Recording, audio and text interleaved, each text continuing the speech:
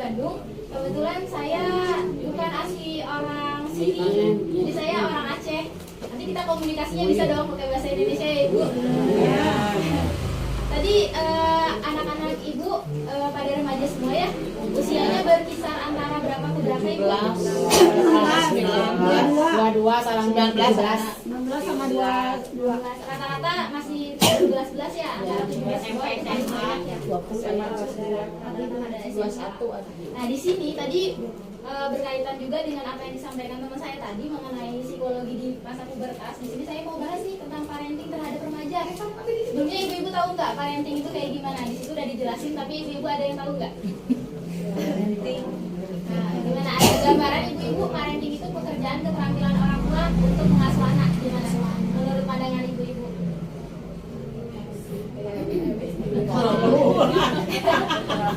Sebenarnya parenting itu istilah, ibu-ibu udah melakukan semuanya. Nah jadi parenting itu adalah pola asuh yang dilaksanakan sama ibu-ibu sekalian, dilaksanakan dan dipraktekkan oleh anak-anak. Dulu ibu-ibu pernah jadi remaja, pasti ngerasain apa yang dirasain remaja, akan tetapi itu udah beberapa tahun yang lalu. Jadi kadang-kadang ibu lupa gimana perasaannya remaja tuh gitu. Nah jadi sebenarnya remaja harus paham, orang tua aku baru pertama kali loh jadi orang tua gitu. Harusnya seperti itu. Tapi di masa remaja emosinya masih menggebu-gebu, karena remaja ada 3 tahapannya: remaja awal, remaja tengah, sama remaja akhir. Kebetulan kami sudah mau akhir nih, sudah mau selesai remajanya. Nah di remaja awal ini mereka sering banget nyalahin orang tuanya, kayak kenapa sih orang tua saya gini, kenapa sih nggak ngertiin aku banget gitu. Padahal orang tua juga lagi belajar loh jadi orang tua gitu.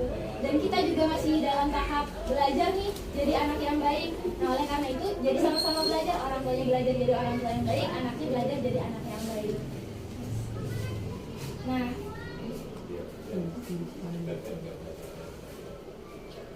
Nah jadi di sini ada kesalahan yang dilakukan dalam parenting, dalam pola asuh.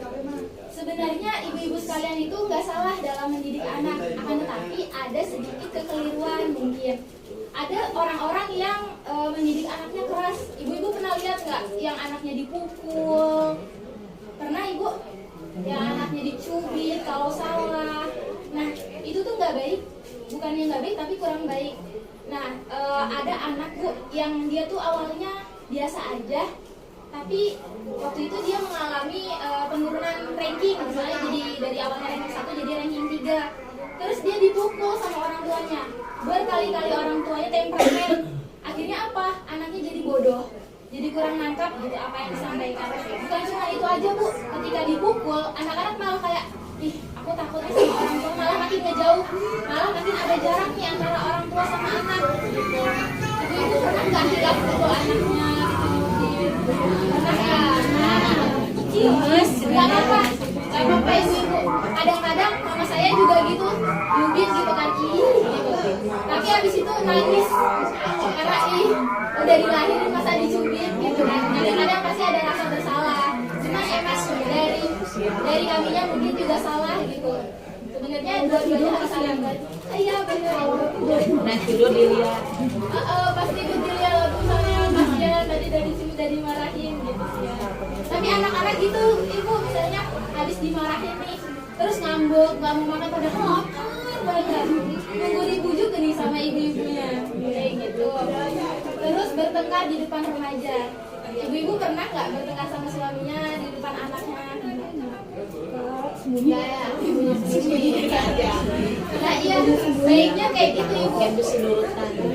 Nah baiknya kayak gitu memang kalau misalnya kita lagi bertengkar sama pasangan, ibaratnya uang. Misalnya lagi nggak ada uang nih, kamu sih nggak cari nafkah dan lain sebagainya. Nanti anaknya akan tumbuh jadi anak yang mandiri malah. Oh iya, orang tua saya nggak ada uang nih, aku nggak akan minta deh sama orang tua. Anak-anak kayak gitu ibu, yang lahir dari pertengkaran seperti ini. Ada anak yang sekarang istilahnya broken home, dia melabeli dirinya sebagai anak broken home padahal orang tuanya utuh nih. Ada kan ibu, nanti ibu bisa cek di SW anak-anak ibu, mana tahu ada yang seperti itu. Mungkin mereka ngerasa rumahnya bukan tempat bernyaman, jadi dia malah mencari kesenangan di luar gitu ibu. Jadi ketika di rumahnya ngerasa ya ada pertengkaran dan lain sebagainya, dia ngerasa oh orang tua aku nggak harmonis, aku harus cari keharmonisan itu di luar. Akhirnya apa? Dia mencari kenyamanan yang salah ketika di luar gitu. Jadi itu ibu, bukannya kita nggak boleh kasih tahu kalau keuangan kita lagi nggak ada dan lain sebagainya, tapi ini adalah bentuk kasih sayang orang tua. Cara mencurahkannya itu nggak harus kita beberin semua. Terus ini tidak memberi, yang ketiga tidak memberi ruang privasi. Banyak tuh yang kayak tiba-tiba buka kamar anaknya ngapain gitu, padahal anak tuh butuh privasi gitu. Terus kayak main handphone, tiba-tiba chattingan sama siapa sih, senyum-senyum aja gitu. Iya nggak, sebenarnya mama-mama tuh kepo gitu kan. Takutnya neng.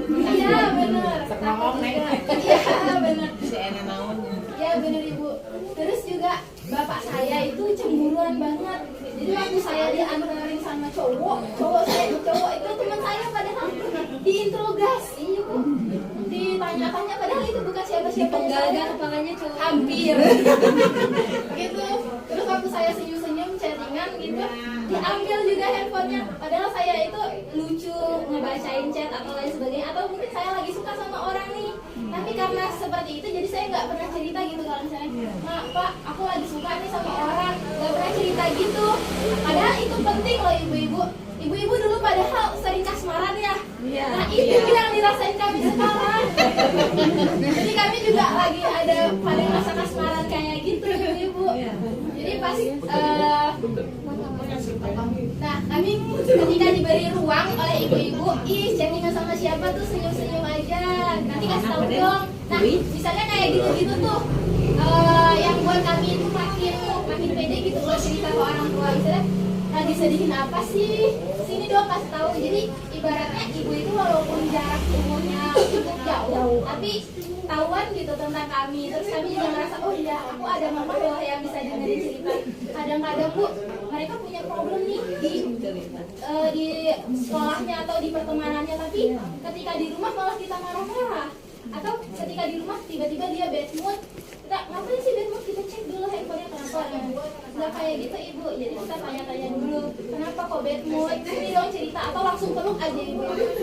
Sekarang itu lagi zaman-zamannya anak-anak tuh waktu dulu zaman-zamannya anak-anak kayak menyalahkan orang tuanya, kenapa sih parentingnya seperti ini. Sekarang zaman-zamannya anak itu membanggakan orang tuanya.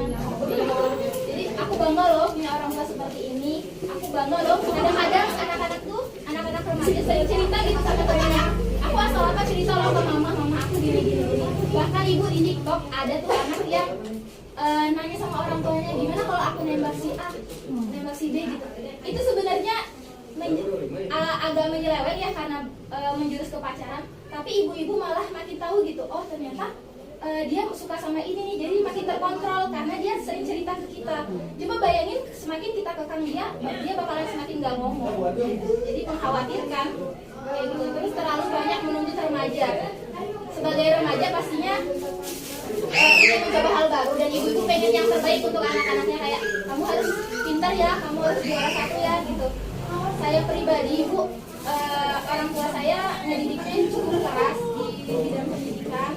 Saya pernah waktu itu dari kelas 1 sampai kelas 3 SD nggak dapet juara sama sekali. Terus karena kakak saya juara, jadi saya jadi juara gitu. Terus dibilangnya harus juara. Itu merupakan tuntutan buat saya. Jadi saya merasa tertekan. Tibanya saya dapat juara 1. Terus ketika saya mendapat juara 1 ini, semester depan saya turun juara 2. Nah orang tua saya waktu itu lagi belajar jadi orang tua dan kebetulan salah gitu. Karena waktu itu saya digendong, diambilin tali, katanya saya mau digantung. Itu padahal itu cuma gertakan aja, tapi itu membuat trauma gitu di diri saya sendiri. Jadi sejak saat itu saya tidak pernah turun peringkat karena saya takut digantung. Padahal posisinya saya sudah SMK. Secara logika, saya pasti udah mikir gak mungkin kuat ngangkat saya, gak mungkin saya digantung seperti itu ya ibu. Tanpa disadari, mungkin ada perlakuan yang dilakukan tidak sengaja yang dilakukan oleh ibu-ibu sekalian yang membuat trauma untuk anak-anak. Itu perlu diperhatikan baik-baik ya ibu, karena itu dampaknya luar biasa bu. Bahkan setiap ujian, setiap pembagian rapot dan lain sebagainya dia suka sakit gitu karena saking overthinkingnya seperti itu. mungkin kita nggak ngeh, tapi itu sangat penting gitu untuk kita ketahui. Kemudian, nah dari hal tersebut kita itu bisa tahu gitu, dari parenting tadi ada dampaknya terhadap percintaan, yaitu ada 5 love language. Anak yang tidak mendapat pujian, misalnya dia dapat juara bu, tiba-tiba nggak diapresiasi gitu sama ibu-ibu, dia juara alhamdulillah gitu. Sebenarnya anak itu meningkat, ibu-ibu pengen tahu kalau misalnya anak pengen dapat juara lebih, ibu-ibu harus memuji, kasih apresiasi. Nah ketika ibu-ibu tidak mengapresiasi hal tersebut, anak-anak akan mencari apresiasi itu di luar hal tersebut. Oleh karena itu ada anak yang digombalin aja dia udah lulu, dia pacaran sama orang yang omongannya banyak gitu ya, buaya lah kita bilang.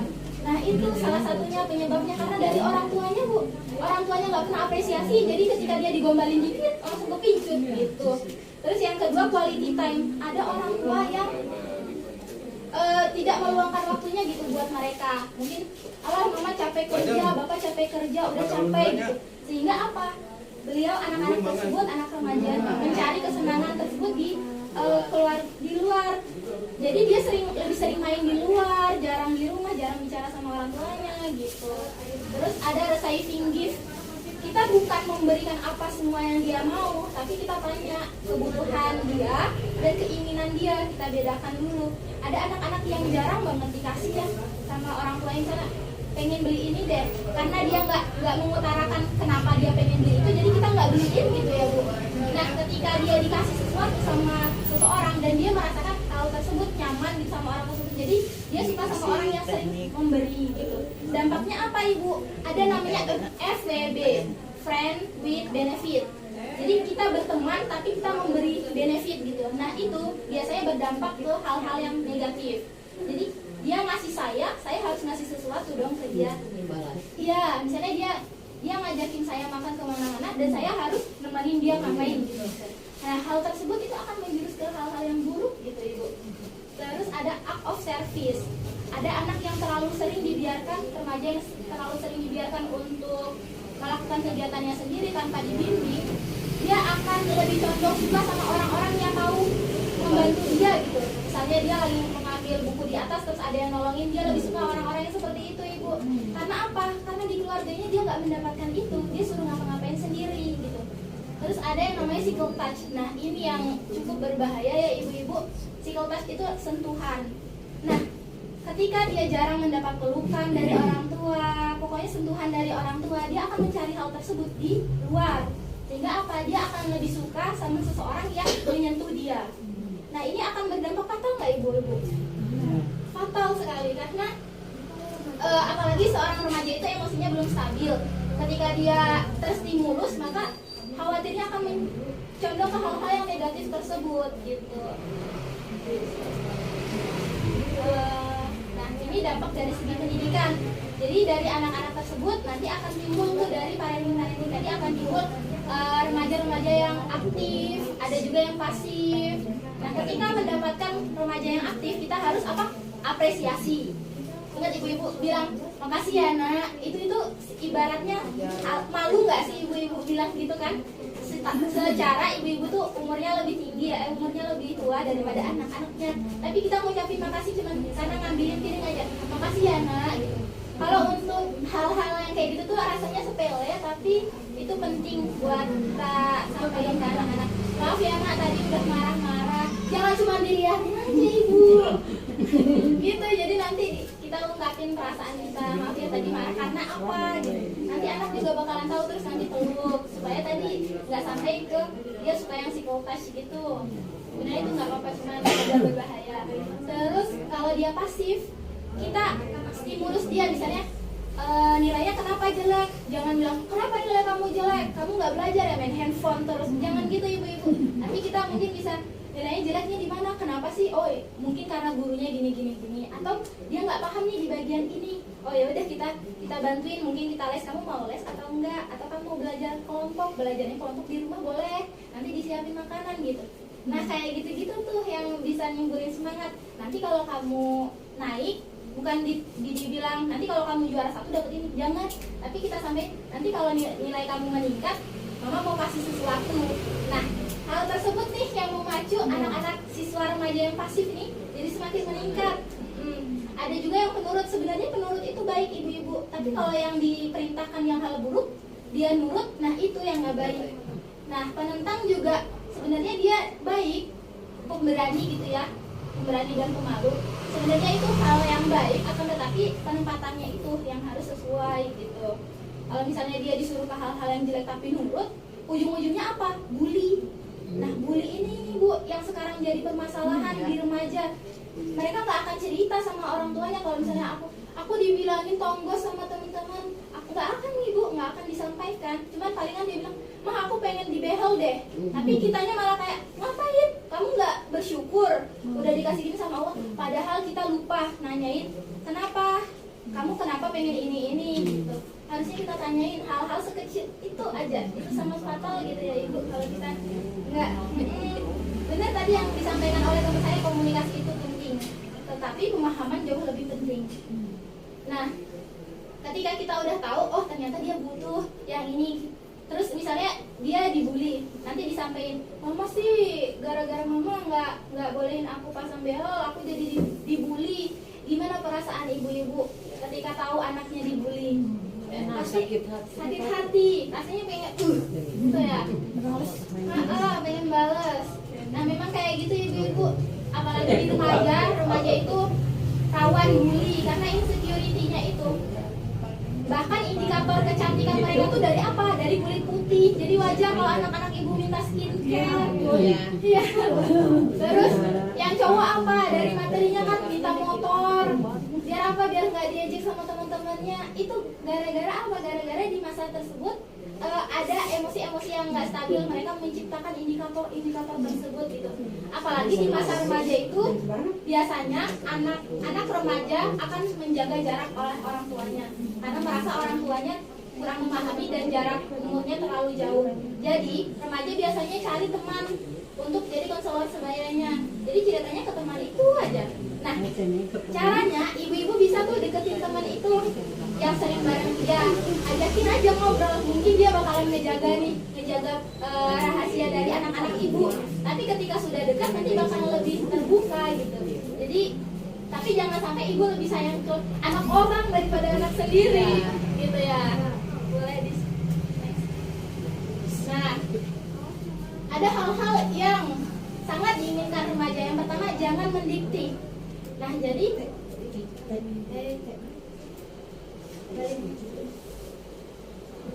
jangan mendikte. Banyak dari ibu-ibu itu bilang kamu harus belajar jam sekian-sekian, tidur jam sekian-sekian. Padahal kita nggak tahu nih, mungkin ada anak-anak yang tenang ketika malam. Nah jadi dia belajarnya pas malam. Mungkin makan jam sekian-sekian, kita cukup mengingatkan, jangan kayak memaksa mereka untuk melakukan hal tersebut gitu. Tapi kita harus tetap pantau. Nah ini udah malam loh gitu. Kamu segera tidur ya, jangan bilang jangan begadang. Itu dua diksi yang beda ibu. Kita nyampein kayak ini udah malam, tidur yuk gitu. Sama jangan begadang, itu dua hal yang berbeda, dua hal yang sama tapi disampaikan dengan cara yang berbeda. Nah kalimat jangan sekarang itu harus segera minimalisasi ya, karena ketika dilarang, tahu kan ibu kalau dilarang makin menjadi-jadi. Nah itu makanya jangan ada kata jangan dalam pelarangan gitu. Terus jangan menyalahkan. Ketika anak salah, cari tahu dulu latar belakang salahnya seperti apa, kenapa dia melakukan kesalahan tersebut gitu. Nah ketika kita sudah tahu, oh kita sampaikan, kita jangan bilang kamu salah, jangan bilang gitu dulu ibu. Jadi sampaikan aja dulu. Awal-awal sampaikan kesalahan dia, kamu sebenarnya salahnya di sini. Tapi teman kamu juga salah di sini. Jadi dia nggak ngerasa disalahin sendiri karena apa? Karena temannya juga disalahin tapi di akhir. Coba kalau diksinya teman kamu itu salahnya gini, tapi kamu salahnya gini, itu bakalan lebih sakit gitu karena kita yang disalahin terakhir, bakalan lebih membekas. Gitu. Kemudian jangan dibanding-bandingkan, dibanding-banding. Nah, ibu-ibu ketika anak tetangga juara, emang katanya kalau udah jadi ibu-ibu yang dipamerkan itu bukan lagi tentang harta atau apa, tapi anak yang akan dipamerkan, anaknya yang juara, anaknya yang pintar. Nah ketika anak tetangga jauh lebih pintar, anaknya yang dibanding-bandingkan. Padahal apa? Anaknya jadi insecure gitu. Anak tetangga jauh lebih pintar, terus aku harus gimana? Orang nggak ada stimulus dari orang tua saya gitu. Terus semakin dibanding-bandingkan, nah itu tingkat insecure-nya semakin tinggi. Jadi dia makin nggak percaya diri. Toh nanti juga dibanding-bandingkan, ujung-ujungnya apa? Dia ngerasa kalau dirinya itu nggak berharga. Ini adalah pemicu untuk remaja-remaja melakukan bunuh diri. Ini adalah salah satu pemicunya ibu-ibu. Ada bahkan anak-anak yang pengen keluar dari rumahnya, pengen pergi jauh dari rumahnya tanpa alasan. Nah, padahal mereka punya alasan tersendiri. Karena apa? Karena merasa tidak dihargai itu. Selanjutnya ada beri waktu. Nah, ini benar ya teman ibu-ibu. Mau teman-teman. Nah, beri waktu untuk mereka me time gitu. Mungkin mereka nyampein, "Ma, aku pengen keluar deh, jalan-jalan sendiri." Nah, itu adalah bentuk keinginan dia untuk sendiri, mengenal dirinya sendiri. Itu penting ya ibu-ibu, tapi tetap harus diawasi gitu. Kemudian jangan mengontrol berlebihan. Misalnya kayak lagi pergi sama teman cowoknya nih, kita tuh bututin dari belakang, dia mau kemana-mana. Nah, itu nggak boleh banget ya. Oke. Nah, jadi peran orang tua itu ada beberapa. Yang pertama, peran orang tua sebagai pendidik. Pendidik itu bukan harus sebagai guru, kemudian sebagai panutan. Kalau pengen anak-anaknya jadi luar biasa, remaja jadi luar biasa, tentunya ibu-ibu harus contohin hal-hal yang luar biasa itu. Dan saya menemukan hal tersebut di daerah sini. Di daerah saya itu nggak ada tuh yang jalan kami bilang punten nggak ada. Tapi di sini tuh luar biasanya orang-orang Sunda ketika jalan itu bilang punten dan itu dibales mangga gitu. Padahal nggak kenal ibu. Terus juga kelihatan remaja-remaja di sini tuh mau boncengin orang yang lagi jalan padahal nggak kenal. Di tempat saya itu nggak ada ibu, karena itu mengkhawatirkan. Dikira hal-hal buruk. Terbukti bahwasanya pendidikan parenting remaja di daerah sini itu cukup baik dalam segi sosialisasinya. Sementara di tempat saya itu tidak sampai di taraf seperti itu. Terus menjadi pendamping. Jadi ketika anaknya mengalami down, misalnya lagi sedih atau apa malam-malam, ibu-ibu boleh cek anaknya udah tidur atau belum, atau dia lagi sedih, lagi nangis. Suka nangis tuh tiap malam tuh si cewek-cewek. Saya juga. Nah, mungkin didampingi kenapa? Nah, habis itu peluk anaknya gitu. Jadi konselor, nanti kita bisa sampaikan tuh, misalnya kamunya butuh apa, nanti kita bisa fasilitasi. Terus jadi komunikator, kita tuh jadi pendengar yang baik. Ibu-ibu anak remaja tuh sukanya didengerin, dia curhat atau apa supaya didengerin. Kalau ibu tidak bisa mendengarkan berarti ada yang salah itu dari situ. Nanti setelah didengarkan kita sampaikan, komunikasi. Setelah itu jadi sahabat, walaupun umurnya beda jauh tapi tetap bisa jadi sahabat ya, karena itu komunikasinya terjaga gitu. Jadi bestie lah ya. Oke. Nah, parenting yang baik itu yang pertama menjadi pendengar yang baik. Yang kedua, beri privasi terhadap anak. Yang ketiga, menyepakati aturan bersama. Jadi kalau misalnya ibu-ibu bilang kalian harus juara satu, kalian harus ini, kalian harus itu, tapi disepakati enggak? Kalau tidak disepakati, itu bukan aturan bersama. Jadi kalau misalnya tidak disepakati ya mereka bisa melanggar aturan tersebut. Kemudian menjadi teladan yang baik yang tadi saya sampaikan, menjadi support system. Jadi ketika mereka down, ibu-ibu ini yang harus meningkatkan hal tersebut gitu. Jadi jangan patah semangat, ayo semangat, kamu pasti bisa loh gitu. Kamu dulu kecilnya gini-gini, kamu dulu berani, pasti sekarang lebih berani gitu. Terus memberi edukasi pergaulan. Ibu boleh sampaikan dulu kesalahan ibu waktu remaja seperti apa biar anak-anak oh iya ternyata salah gitu. Ibu nggak perlu takut misalnya dulu remajanya lompat dari jendela sekolah, nggak apa-apa ibu sampaikan, tapi apa dampaknya nanti bisa disampaikan juga. Jadi mereka belajar dari situ. Itu hal-hal yang lucu tapi mengedukasi gitu. Kemudian ajarkan cara melampiaskan stres. Ada ibu-ibu yang anak-anaknya gores-gores di sini, itu adalah bentuk pelampiasan stres. Sampai ada anak-anak yang mental illness, kemudian bipolar dan lain sebagainya. Dia coret-coret di sini apa? Karena rasa stresnya itu membludak. Ketika dia menggores, jadinya dia ada rasa kepuasan gitu ibu-ibu. Dan di psikologi itu mereka disediakan tinta warna merah untuk mewarnai di sini. Supaya mereka ngeliat oh ada darah, padahal itu tinta merah. Itu kalau udah di taraf yang menyeramkan ya ibu-ibu, jangan sampai anak-anak itu sampai di situ ya. Jadi bisa dilampiaskan stres dengan apa? Yuk kita makan, tapi jangan berlebihan, nanti akan ada obesitas kayak gitu, atau enggak lagi stres, yuk kita jalan-jalan yuk kemana gitu, sambil misalnya dia mau ngerjain tugas, ya udah kita dampingi gitu, jangan sampai melampiaskan ke hal-hal yang buruk. Kemudian bekali anak kemampuan dasar. Ya hal-hal dasar itu seperti apa? Kesabaran, keikhlasan, itu hal-hal dasar yang dirasa biasa aja, padahal itu penting banget ibu.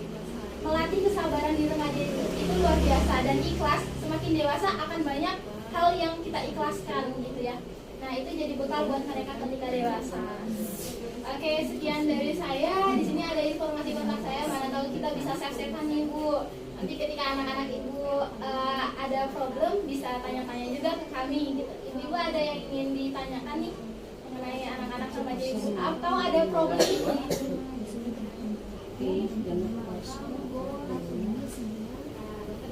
Ibu yang mau pakai baju biru, anak ibu umurnya berapa ibu? 13 tahun. Biasanya suka di dalam rumah pulang sekolah diem di kamar nggak? Atau ada anak? Dia mah sering curhat. Sering curhat ya. Oh berarti. Ya berarti itu udah bisa dikatakan berhasil ya parentingnya. Tapi itu lebih ditingkatkan lagi. Ibu anaknya di dalam kamar aja ya? Enggak, cuman kalau saya keluar, kalau saya ada sayang, kalau boleh lama-lama di luar saya gitu. Oh, Cuma Harus ada teman, ada teman. Jadi kalau cuma saya tak, ayo telepon terus. Oh. Ada teman. Gitu. Harus ditemenin terus ya ibu. Naon cik parenting ke cenah? Pola mendidik anak. Ah, pengasuhan. Ya, pola Asuh. Cara orang ngasuh. Ya. Asuh anak remaja.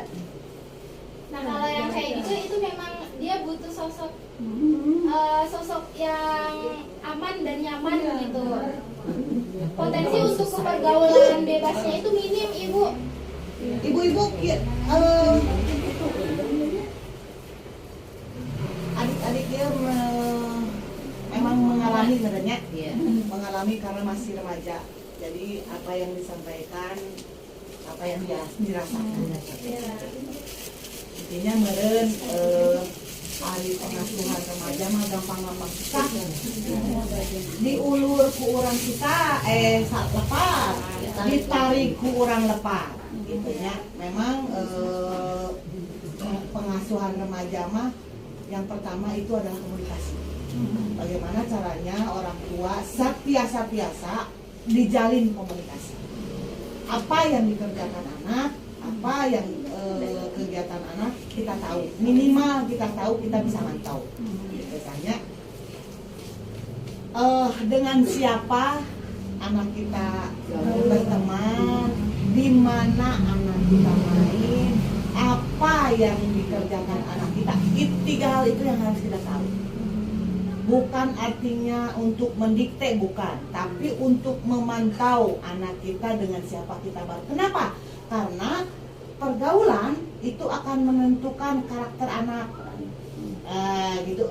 Bukan karakter tapi perilaku anak.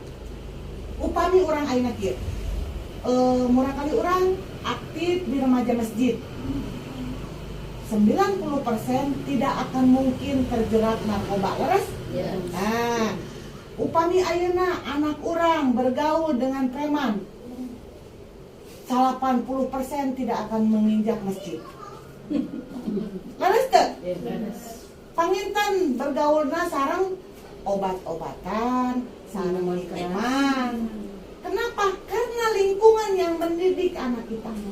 Nah, maka dari itu orang tua harus tahu anak kita mainnya dengan siapa, di lingkungan apa, melakukan apa. Minimal kita tahu.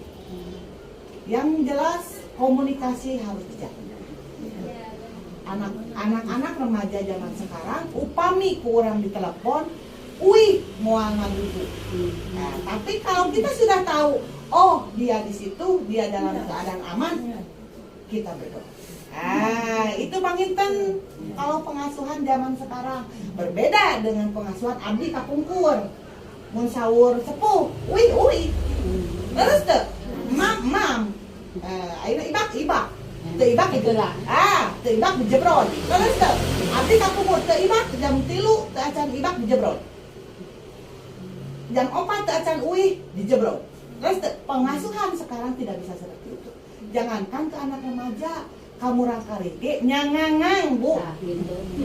Molotot leuwih-leuwih ti urang. Nya, budak leutik ge umur 3 tahun 4 tahun ku urang diwagel, kalah molototna leuwih-leuwih ti urang. Lebih galak. Nah, leuwih galak budakna daripada indungna. Tapi meureun pola pengasuhan dasar dasar agama harus diterapkan, dasar sosialnya harus diterapkan, bagaimana kita memperlakukan orang. Kenapa? Karena pengasuhan anak sejak dini, kalau pengasuhan diterapkan sudah dewasa, mau nerak. Tapi pengasuhan yang harus kita lakukan adalah dari kecil. Kenapa? Karena otak anak itu berkembang pesat pada masa 0 sampai 2 tahun. Upami urang pada masa anak 0 sampai 2 tahun miwarang kamurang kali dengan nada tinggi nya nyentah akan tersambung otak anak, tertanam di otak anak bahwa untuk menyuruh orang itu dengan nada tinggi. Jadi anak itu ngagugu jeung niru. Mun urang kancing koplok bakal tertanam di otakna bahwa itu yang harus dilakukan. Jadi dalam parenting, dalam pengasuhan, anak itu meniru orang tua. Upami orang tuana meureun ngablu wae. Ya, terus teh ngablu wae. Oh, ini yang harus diturut sama saya. Jadi pola orang tua itu yang akan diturut anak. Upami meureun di bumi. Upami di bumi merenya orang osok nyimpen anduk di mana eta hal sepele nya. Nyimpen anduk di mana orang ya, orang tua baik ibu maupun bapak nyimpen anduk di mana wae. Anak akan meniru. Yakin akan meniru. Kenapa? Karena anak peniru ulung. Tertanam di otak anak bahwa itu yang harus saya lakukan. Upami sendal, sepatu, orang plung di mana wae. Itu yang akan dilakukan anak. Karena anak meniru. Tapi kalau kita didik, ini loh yang baik dengan contoh orang tua, yang mencontoh orang tua, yakin akan nurutan. Terus tuh, oh si mamah teh ngagantukeun anduk teh di dieu, berarti kedah di dieu. Eta hal sepele Bu. Nya anu sering ku urang di abaikeun. Tadi tos disinggung. Di Aceh mah cenah teu aya nu punten. Teu aya nu punten. Kenapa? Beda karakter. Beda karakter. Berbeda dengan di Sunda. Itu yang jadi penting. Menghormati yang lebih tua. Menghormati yang lebih tua.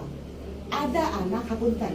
Ada anak yang tidak pernah mengucapkan salam kalau ada orang yang lebih dewasa. Kenapa? Karena tidak dididik, tidak diajarkan dari kecil.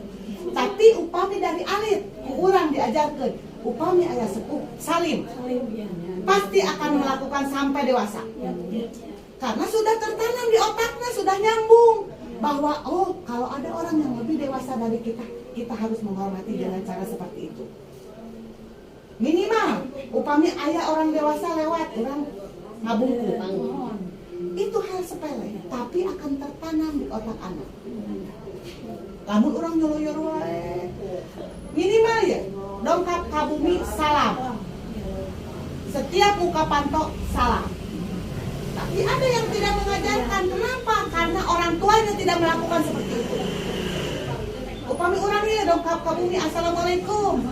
Itu akan tertanam di benak otak anak. Oh orang tua saya seperti itu melakukan, berarti saya pun harus seperti itu.